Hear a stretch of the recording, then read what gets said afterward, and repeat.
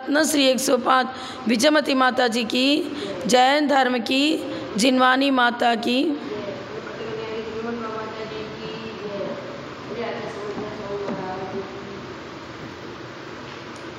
श्लोक नंबर है 23, मंगलाचरण पहले। कीर्त्या महत्या भुवि वर्धमानं त्वां वर्धमानं स्तुतिगोचरत्वं निनीशवस्मो वयमद्य वीरं विशीर्णदोषाशय पाशबन्धम्।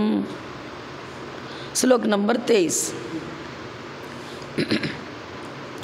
रागाद्य विद्यानलदीपनं च विमोक्ष विद्यामृतशासनं च न विद्यते संवृत्तिवादिवाक्यं भवत्प्रतीपं परमार्थशून्यम्।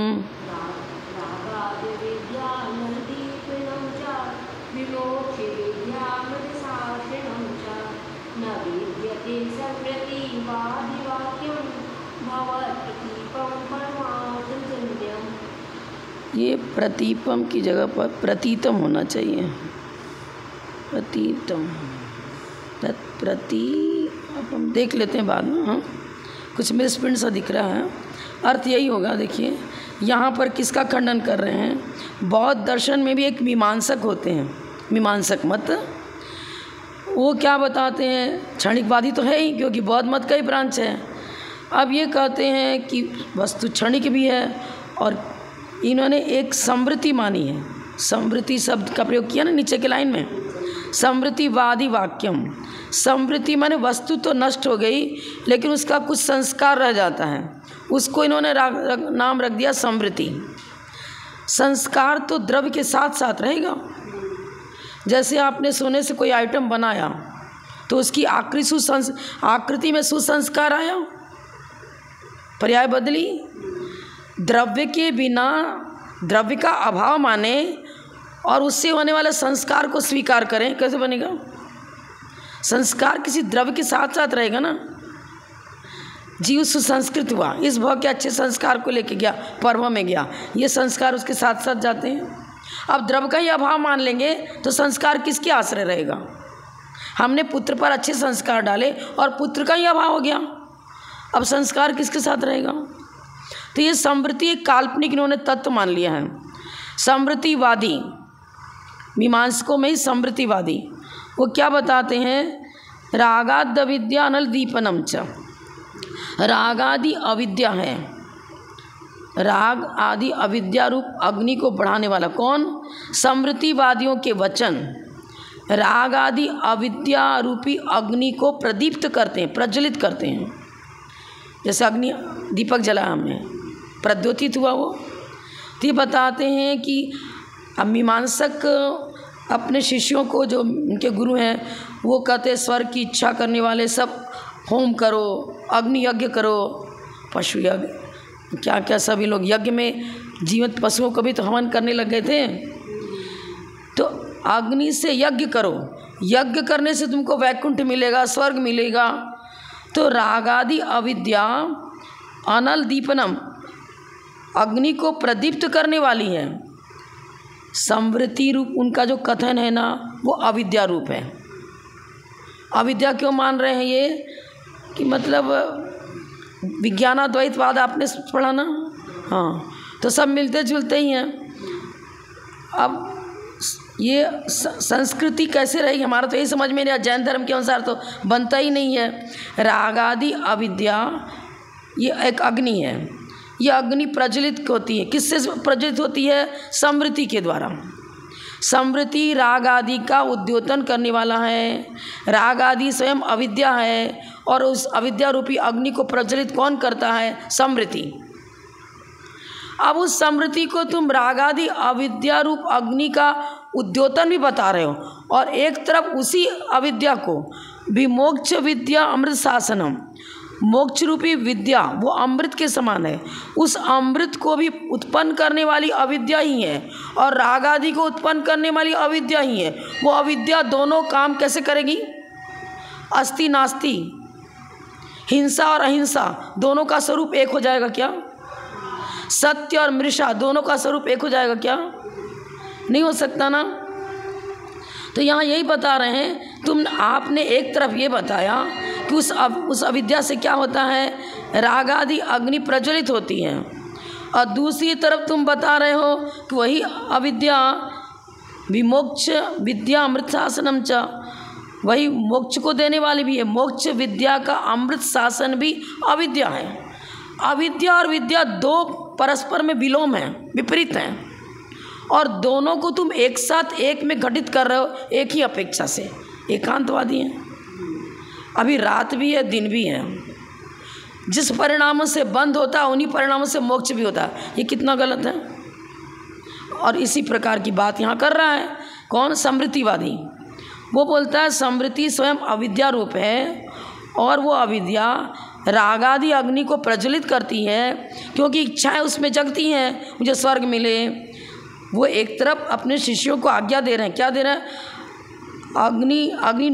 अग्निष्टोमेन यजति स्वर्ग कामा, मतलब स्वर्ग की इच्छा करने वाले पुरुष अग्नि से यज्ञ करें, लिखा है ना भावार्थ में।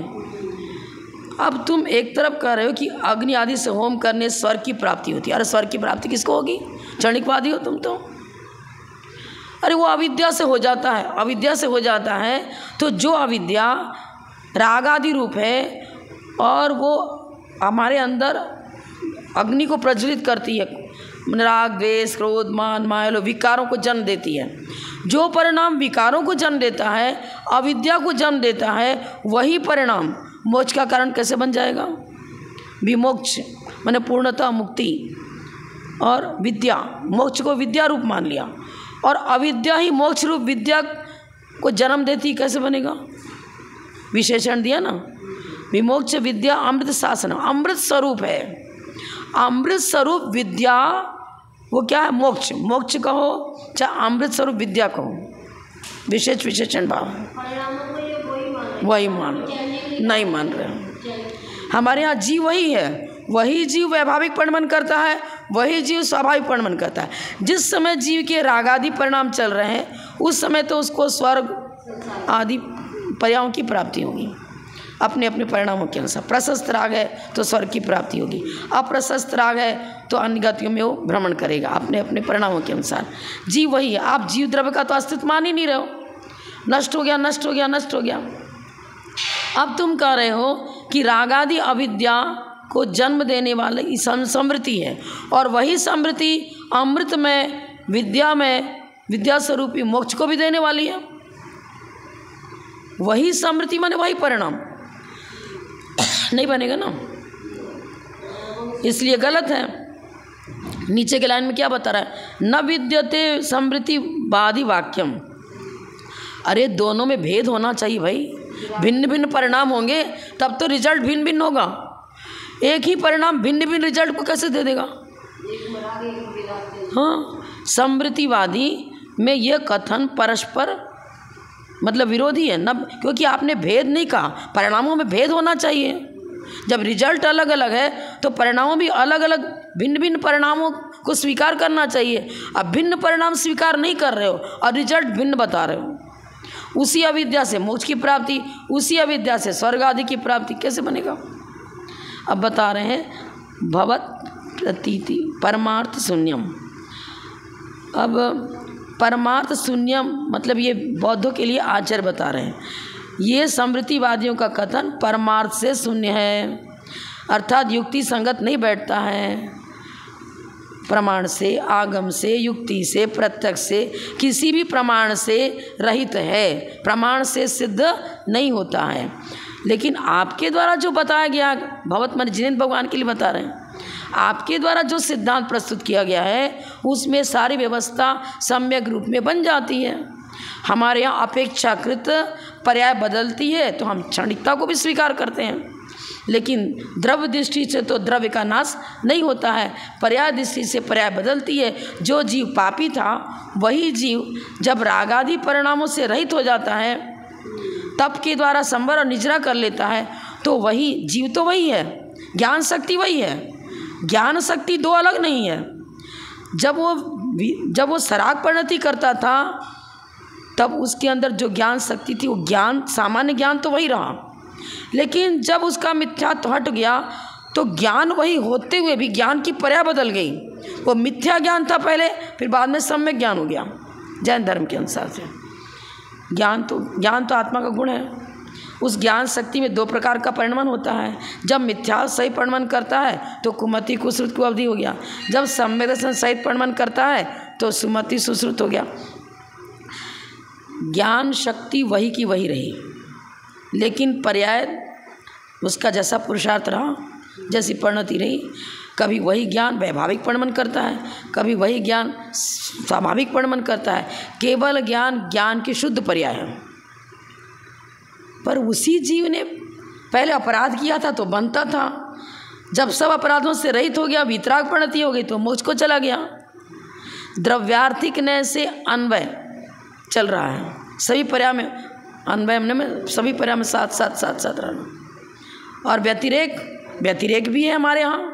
ये मात्र व्यतिरेक को मान रहा है, हम अन्वय व्यतिरेक दोनों को स्वीकार कर रहे हैं। द्रव्य वही है, लेकिन पहले प्रथम गुण स्थान में था, अब वो समझन प्राप्त करके चतुर्गुण स्थान में पहुँचा और संयम को धारण करके अपने वितराग परिणति बनाई और अंतवस्था को प्राप्त किया, फिर सिद्ध अवस्था को प्राप्त किया। अन्वय भी है और पर्याय की अपेक्षा गुण स्थान बदल रहा है ना, बदल रहा है परिणाम। फिर गुण स्थान अतीत सिद्ध अवस्था को प्राप्त कर लिया।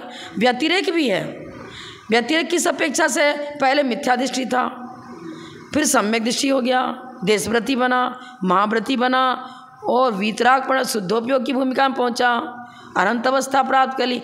व्यतिरेक अरहंत अवस्था मिथ्या दृष्टि का तो पहले गुण स्थान और तेरे गुण स्थान में अंतर है ना। व्यतिरेक सभी गुण स्थान में परस्पर व्यतिरेक है, पर सर्वथा व्यतिरेक नहीं है। जी वही है, ये सर्वथा व्यतिरेक मानता है ना, इसलिए गलत हो जा रहा है। परमार्थ शून्यपना दोनों ही वचनों में होने से कोई विशेषता नहीं। दो वचन कौन हुए? रागाद्य विद्या अनल दीपनम, एक वचन ये, दूसरा विमोक्ष विद्या अमृत शासनम च। ये दोनों वचनों को एक ही साथ गूंथ रहे हो तो परमार्थ शून्यपना हो गया। अरे भैया, यदि पीतल है तो उस पीतल से जो भी आइटम बनेगा वो पीतल में ही होगा, स्वर्ण में कैसे हो जाएगा? नहीं होगा ना। पुद्गल हमारे यहाँ तो बता रहे हैं कि द्रव्य वही है। पहले पीतल का एक पीस मतलब डली था, फिर कारीगर ने उसको नाना प्रकार की पर्याय दे दी, तो पर्यायों की अपेक्षा भिन्नता भी है, लेकिन द्रव्य वही भी है। और तुम तो ऐसी बातें करते नहीं हो, इसलिए समृतिवादियों का ये कथन परमार्थ शून्य है। दोनों वचनों में आप हेतु अलग अलग नहीं दे रहे हो, और हेतु अलग नहीं देने से आपके वचन प्रामाणिकता को लिए हुए नहीं हैं। आपके वचन कैसे एकांत को लिए हुए हैं ना, एकांत विषय से युक्त होने के कारण ये समृतिवादियों का कथन परमार्थ शून्य है। अपेक्षाकृत चर्चा करो। हे जिनेंद्र देव, आपके यहाँ परमार्थ शून्यता नहीं बनती, सारी बातें युक्ति संगत हैं, लेकिन इन समृतिवादियों ने जो कथन किया है वो इंद्रिय प्रत्यक्ष से, युक्ति से, प्रमाण से, किसी से भी वो सिद्ध नहीं होता है, इसलिए परमार्थ शून्य है ये चीज़। आगे विद्या प्रसूतै किल शील्यमाना भवत्य विद्या गुरुणोपदिष्टा अहो त्वदीयो उक्ति तदयोक्त्यनभिज्ञमोहो यज्जन्मने यत् तदजन्मने तत्।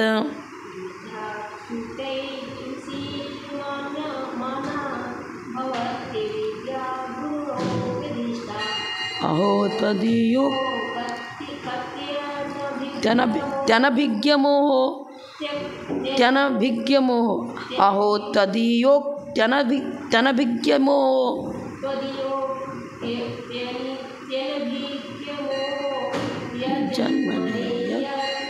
तदजन्मने तत्। यज्जन्मने यत् तदजन्मने तत्। हाँ, जो जन्म का कारण है उसी को तुमने अजन्म का कारण बता दिया। अजन्म ने मोक्ष, दोबारा जन्म। यत् जन्म ने, जो जन्म का कारण है, जन्म का कारण राग द्वेष क्रोध मान में, यत् तद, उसी को, जिसको जन्म का कारण बताया, तद उसी को अजन्म ने मोक्ष का कारण बता रहे हैं। बताओ, इस श्लोक में वही चर्चा है। विद्या प्रसूतै किल शील्यमाना। पहले हम नीचे ये अर्थ लगाएंगे, इधर से अन्वय से अर्थ लगाएंगे। गुरुणोपदिष्टा, अन्वय अर्थ देखिए, गुरु के द्वारा उपदिष्ट अविद्या, इधर क्या है भवती प्लस अविद्या, गुरु के द्वारा उपदिष्ट अविद्या, ये इसको अविद्या बता रहे हैं और गुरु के द्वारा उपदिष्ट बता रहे हैं। बताओ, अविद्या तो राग देश को जन्म देने वाली बता रहे हैं और उसको गुरु उपदिष्ट बता रहे हैं। इनका ये कहना है कि समृद्धि को छोड़कर अन्य चीज़ों का अस्तित्व ही नहीं है, इसलिए गुरु के वचन भी अविद्या रूप है। वचन को स्वीकार नहीं कर रहा है ना, स्वीकार करेगा तो एक वक्ता, एक प्रतिपाद्य विषय द्वैत हो जाएगा। द्वैत होने से इसका एकांत नहीं बनेगा। अद्वैतवादी है ना ये, अद्वैतवादी है, समृद्धि मात्र को स्वीकार कर रहा है। गुरु का अस्तित्व भी नहीं, गुरु के वचन का अस्तित्व भी नहीं, शिष्य का अस्तित्व भी नहीं, सब समृद्धि जो कुछ है सब समृद्धि रूप है और समृद्धि को अविद्या रूप मानता है। समृद्धि का ही दूसरा नाम इसने अविद्या दिया है। अब गुरु के द्वारा उपदिष्ट जो अविद्या, वो क्या है? वो अविद्या ही विद्या प्रसूत्यै, विद्या की प्रसूति में कारण बनता है। प्रसूति माने जन्म। अविद्या से विद्या का जन्म कैसे हो गया? विद्या प्रसूत्यै, विद्या की उत्पत्ति के लिए है कौन? गुरु की वाणी, गुरु के द्वारा कहा गया वचन जो अविद्या रूप है, वही निश्चय से शील्यमाना, अभ्यास को प्राप्त हुई। बताओ, अभ्यास सब लगा रहे हैं। अभ्यास तब होगा जब किसी व्यक्ति का अस्तित्व मानो, वचन का अस्तित्व मानो, तब तो उसका अभ्यास करेगा, रटेगा। एक रटने वाला शिष्य, और जिस विषय को रटना है वो विषय।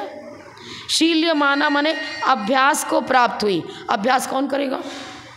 जब अस्तित्व पक्ष को ही तुम स्वीकार नहीं कर रहे हो, द्रव्य का अस्तित्व स्वीकार नहीं कर रहे हो, वक्ता का अस्तित्व स्वीकार नहीं कर रहे हो, वचन भी समृद्धि रूप है। ये बता रहे गुरु के द्वारा जो कहा जाता है ना, उसमें एक चमत्कार हो जाता है। गुरु के द्वारा कही गई अविद्या भी निश्चय से अभ्यास को प्राप्त हुई विद्या की उत्पत्ति के लिए होती है, विद्या को जन्म देती है। ऐसा परिणमन कैसे हो जाएगा? अविद्या मतलब मिथ्यात्व, मिथ्यात्व कह लो अपने जैन धर्म के अनुसार से मिथ्यात्व, लेकिन इनके हिसाब से समृद्धि, समृद्धि काल्पनिक एक मान लिया, वो समृद्धि अविद्या है। वही समृद्धि अभ्यास को प्राप्त होती हुई विद्या को जन्म देती है। कैसे जन्म दे देगी? उसके तुम सिद्ध करो।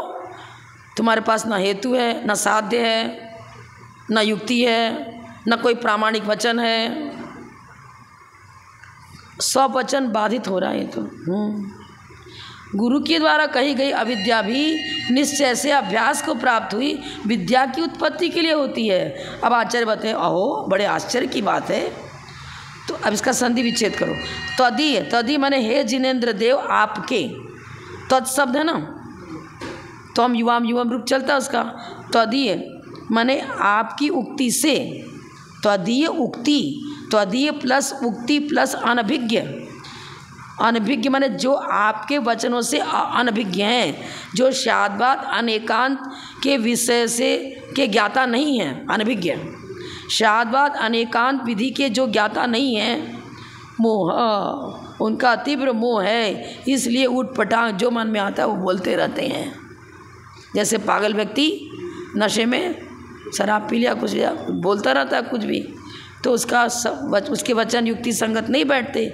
इसी प्रकार हे वीर जिनेंद्र, आपकी उक्ति से अनभिज्ञ जो शाद्वाद अनेकांत की गहराई को नहीं जानते हैं, उनकी वह मोह बुद्धि उनसे ऐसा बुलवाती है कि जो जन्म के कारण, कैसा बुलवाती है? यद जन्म ने जो जन्म मरण का कारण है, यद जिसको जन्म मरण का कारण बताया, तद उसी को, द में आ निकलेगा ना, वही अजन्म, वही मोक्ष का कारण है। मोह क्या बता रहे हैं? ठीक वही मोह, जो मोह जन्म का कारण है, वही मोह जन्म से रहित होने के लिए भी है। बताओ फिर फर्क क्या हुआ? अरे विष मृत्यु का कारण भी बन जाए और विष जीवन दान का भी कारण बन जाए, कैसे बनेगा? अब भावार्थ पढ़ोगे बताया है, अरे विष विष को मारता है, विष विष को मारता है, ऐसा कथन मिलता है ना। अब देखो, कुचला एक द्रव्य होता है, विष बहुत विषैला होता है, वो खाते ही मृत्यु हो जाए। पर उसी कुचला को वैद्य लोग घोटते हैं, पीटते हैं, क्या उसको रसायन के रूप में घोटा पीटी करते हैं, उसकी मारण शक्ति को घोटा पीटी के द्वारा नष्ट कर देते हैं। आप फिर वही कुचला से अंश कुछ लेते होंगे और उससे दवा तैयार करते हैं और रोग दूर होता है। पर प्रोसेस तो किया ना, मारण शक्ति को नष्ट किया ना, मारण शक्ति को नष्ट कर दिया, उसको विष कहेंगे कि नहीं? विष किसको कहते हैं? जिसमें मारण शक्ति मौजूद हो। विष विष का काम करेगा, विष अमृत का काम नहीं करेगा। पर उसी विष में से यदि उसकी विषाक्त जो शक्तियां हैं उसको वैद्यराज क्या करते हैं? अपनी विधि से नष्ट कर देते हैं। जैसे सर्प के अंदर एक डंक मारता है, उसमें डंक में विष रहता है, पूरे शरीर में विष नहीं रहता, और जिसके कारण से विष चढ़ता वो डंक का शक्ति उसकी खत्म कर दी, निकाल दी। अब वो सर्प काटे तो मृत्यु कारण नहीं बनेगा, विषाक्त शक्ति हटा दी गई ना। अब ये तो कदा नहीं है, देखो ना, वो विष ही तो विष को मारता है। अरे विधि की गई। जो व्यक्ति पहले मोह विष का काम करता है, मोहरूप पणमन कर रहा था तब तक उसका जीवन विषैला था। जब उसने मोह बुद्धि का त्याग कर दिया तो वही व्यक्ति वही है, मोह बुद्धि का त्याग कर दिया, रत्नत्रय की को प्राप्त हुआ, पर्याय बदल गई। मिथ्या दर्शन, मिथ्या ज्ञान, मिथ्या चारित्र रूप पणमन था, वो अब समय से सम्यक ज्ञान, सम्यक चारित्र रूप पणमन होने लग गया। अब वो मोक्ष का कारण बनेगा, उसकी परिणति। अब उसके परिणाम मोक्ष के कारण बनेंगे। पर्यायों में कारण से चेंजिंग है, द्रव्य वही है। तो द्रव्य को स्वीकार करो। अब द्रव्य दृष्टि से जो मिथ्यात्व है वही संसार का कारण है, और सम्यक दर्शन आदि जो है वो मुक्ति के कारण है। मिथ्यात्व को ही तुम मुक्ति का कारण मानो, गलत हो जाएगा। मोह बुद्धि मुक्ति का कारण नहीं है। जब वो जीव मोह बुद्धि को छोड़ देता है और उसकी बुद्धि सम्यक ज्ञान को, मतलब अज्ञान ज्ञान रूप पणमन करता है, सम्यक ज्ञान रूप पणमन करता है, तब वही सम्यक ज्ञान अजन्मने मोक्ष का कारण बनेगा। सम्यक ज्ञान मोक्ष का कारण है और मिथ्या ज्ञान जन्म मरण का कारण है। मिथ्या ज्ञान संसार परिभ्रमण का कारण है और सम्यक ज्ञान मुक्ति का कारण है। ज्ञान दोनों में लगा रहे हैं, लेकिन पर्याय भिन्न हो गई ना। वो कुचला जो है विष, वही विष जब उसके अंदर से मारण शक्ति निकाल दी जाती है तब वो रोग निवारण का काम करता है। वासनाएं तो वासना ही है, वासना से जब रहित हो जाएगा, वासना संसार को जन्म देती है और संसार का कारण वो अविद्या वासना ही है। जब तक वासना में जीवन है, विकृत परिणाम है, तब तक मोक्ष नहीं होगा। विकृति का त्याग करेगा तब मुक्ति का कारण बनेगा वो। इसलिए अविद्या और विद्या दोनों प्रतिपक्षी, जैसे अंधकार और प्रकाश दोनों एक साथ उपस्थित नहीं हो सकते, इसी प्रकार अविद्या रूप परिणति और सम्यक ज्ञान रूप परिणति, दोनों परिणति एक ही समय में उपस्थित नहीं हो सकते। उसी जीव में पहले अविद्या था, बाद में तप किया, सम्यक ज्ञान मतलब सम्यक ज्ञान पूर्वक सम्यक तप किया, अब उसका ज्ञान जो वैभाविक पणमन कर रहा था वह भी अब स्वभाव रूप पणमन करने लग गया और छपक श्रेणी चढ़ता हुआ केवल ज्ञान को प्राप्त कर लेता है, मुक्ति को प्राप्त करता है। फिर से देखो, गुरुणोपदिष्टा, वो बौद्ध मत वाले बोल रहे हैं, अरे गुरु के द्वारा उपदिष्ट हुई अविद्या भी शील्य माना। जब अभ्यस्त हो जा, अभ्यास बार बार अभ्यास करते हैं, स्मृति के द्वारा ही अभ्यास हो रहा है। स्मृति क्या करेगी? स्मृति किसका नाम है तो बताओ, कोई का अस्तित्व बता रहे हो कि क्या बता रहे हो? नास्तिक भी कह रहे हो, सर्वथा नास्तिक स्वीकार करते हो, और एक तरफ शील्य माना। अभ्यास किसका अभ्यास करेगा? अभ्यास करने वाला, जिसका अभ्यास कर रहा है उस चीज़ को अन्वय रूप में स्वीकार करो, और अन्वय बनाते ही नहीं हो तो ये बता रहे गुरु के द्वारा उपदिष्ट कई अविद्या अभ्यस्त होने के बाद विद्या की प्रसूति में वो निश्चय से कारण बन जाती है। विद्या को जन्म देने के लिए मतलब कारण किल मन निश्चय से, विद्या की उत्पत्ति के लिए निश्चय से हो जाती है। अविद्या ही विद्या की उत्पत्ति के लिए हो जाती है, नहीं बनेगा। अहो बड़े आश्चर्य की बात है। त्वदीय उक्ति अनभिज्ञ, हे जिनेन्द्र देव आपके स्याद्वत अनेकांश से चूँकि अनभिज्ञ हैं, इसलिए इस प्रकार मोह में इनकी चर्चा चल रही है। अंधकार, मोह घोर अंधकार है जो जीव की बुद्धि को भ्रष्ट कर देता है। इनका मोह ही इस प्रकार कहला रहा है। क्या कहला रहा है? यत जन्मने, जो जन्म का कारण है, यत तत्, फिर यत कहा, जिसको जन्म का कारण बताया, तद उसी को अजन्म मोक्ष का कारण बताते हैं। ये कैसी बड़ी मूर्खता है! ये तो महामोहांधकार इनके ज्ञान में नजर आता है।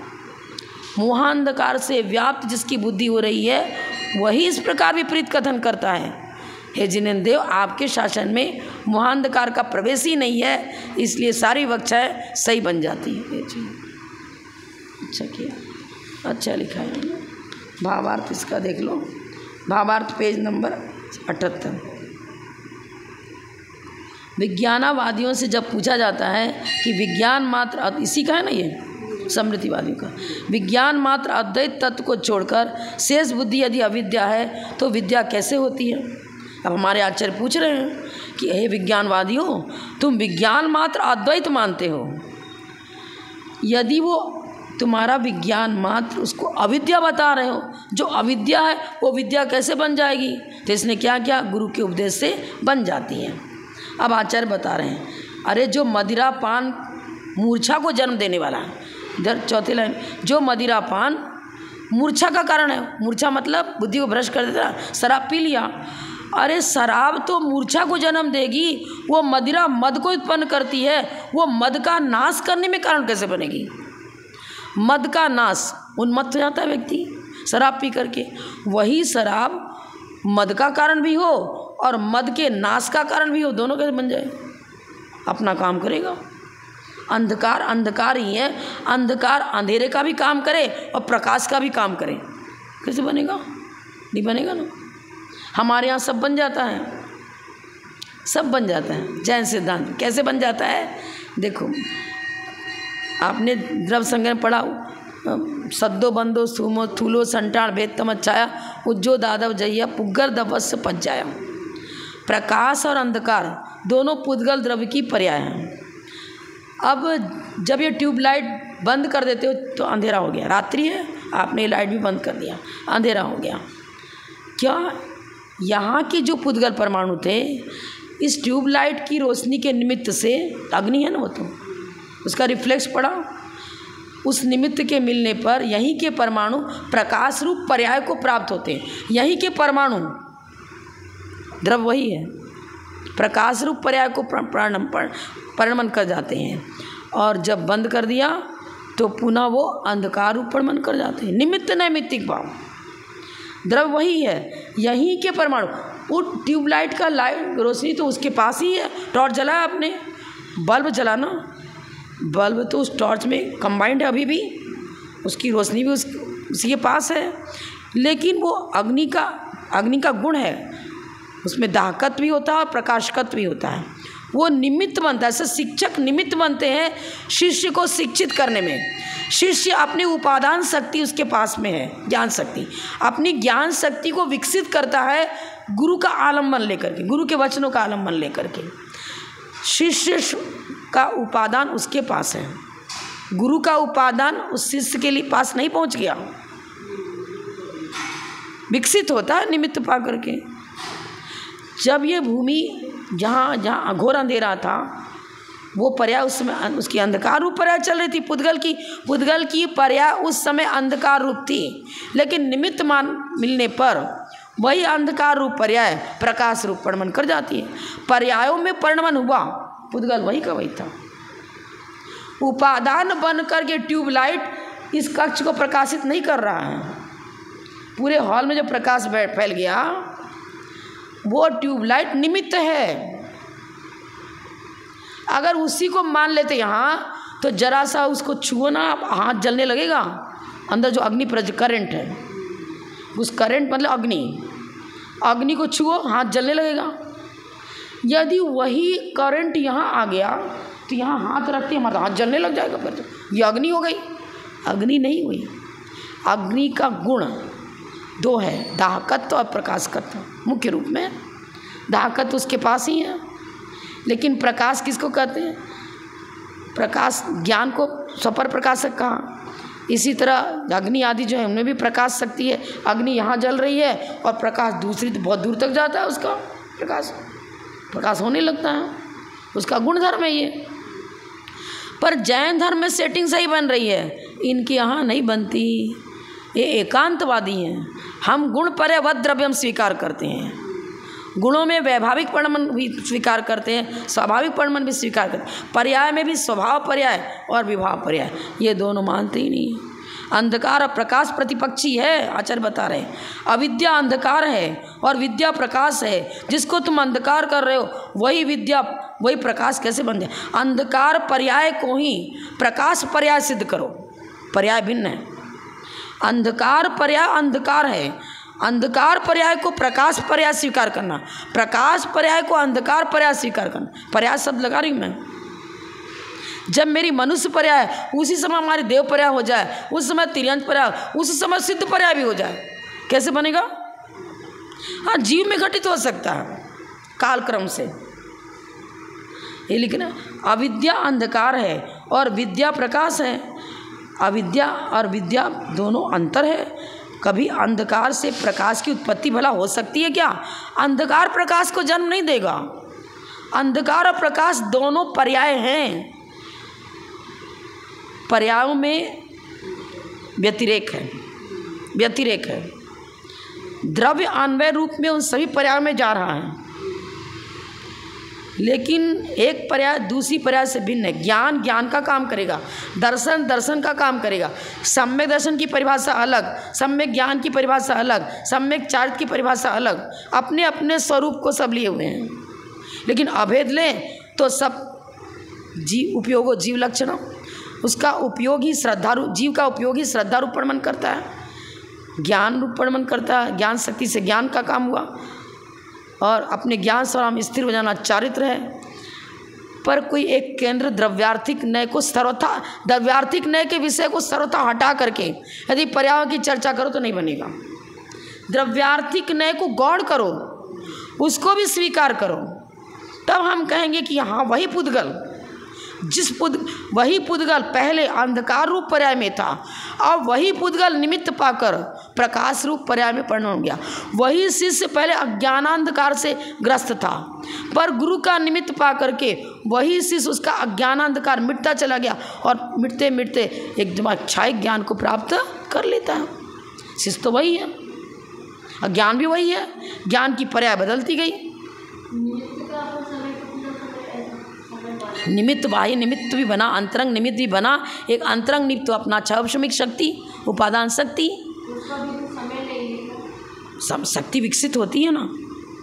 जिस समय हमारे मति ज्ञानावरण शुद्ध ज्ञानावरण का क्षोभसम है, लेकिन अवधि ज्ञानावरण के सर्वघाती का उदय है। तो जिस समय अवधि ज्ञानावरण करके सर्वघाती का उदय है, उस समय अवधि ज्ञान मेरा न लब्ध्यात्मक है न उपयोगात्मक है। लब्धि उपयोगो भावेंद्रिया, न लब्ध्यात्मक है न उपयोगात्मक है, क्योंकि क्षोभसम है तो क्षोभसम शक्ति को हम कहते हैं लब्धि, और वो क्षोभसम शक्ति जब काम करने लगती है उसका प्रयोग करते हैं तो उपयोगात्मक हो गया।